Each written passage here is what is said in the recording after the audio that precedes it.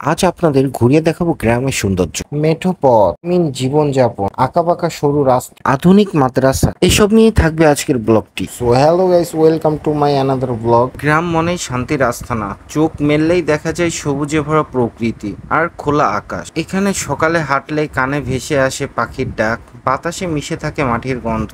আর এই যে কাঁচা রাস্তা বৃষ্টির দিনে কাদায় ভরে যায় আর রোদের দিনে ধুলোয় ভরে থাকে। তবে এই রাস্তার সাথেই গ্রামবাসীর হাসি কান্না, যাতায়াত আর স্মৃতি। তবে মাঝে মাঝে চোখে পড়ে ইটের রাস্তা। গ্রামের মানুষকে দিয়েছে সহজ চলাফেরার সুবিধা, উন্নতির একটা ছোঁয়া। রাস্তার ধারে মাথা উঁচু করে দাঁড়িয়ে আছে বিভিন্ন প্রকৃতির গাছ। রাস্তার দুপাশে দেখা যায় বিভিন্ন ফসলি ক্ষেত আর অনেক ধরনের ফসল। রাস্তার ধারে মাথা উঁচু করে দাঁড়িয়ে আছে তাল গাছ, খেজুর গাছ। সকালবেলা রসের হাড়ি হাতে চাষিরা আসে, আর শীতের দিনে সেই খেজুর রস নিয়ে তৈরি হয় গুড়, যা গ্রামের মানুষের মিষ্টি আনন্দ। চোখ মেললেই দেখা যায় সোনালী ধান ক্ষেত, বাতাসে দুলতে থাকা ধান যেন ঢেউয়ের মতো নেচে ওঠে। আর এখান থেকে আসে সবার অন্ন। রাস্তার ধারে গ্রামের ছোট বাচ্চারা খেলা করে, আর এটা দিয়ে গ্রামের ঐতিহ্য ফুটে ওঠে। আর এই গ্রামেই চোখে পড়ে একটা আধুনিক মাদ্রাসা, যেখানে ছোট ছোট বাচ্চারা কোরআন শেখে, নৈতিক শিক্ষা পায় আর সুন্দর ভবিষ্যতের স্বপ্ন গড়ে তোলে। চারপাশে যতদূর চোখ যায় শুধু গ্রামের সৌন্দর্যের মায়া। সবুজ ক্ষেত, গাছপালা, সরল মানুষ আর শান্ত পরিবেশ, এসব মিলিয়েই আমাদের গ্রাম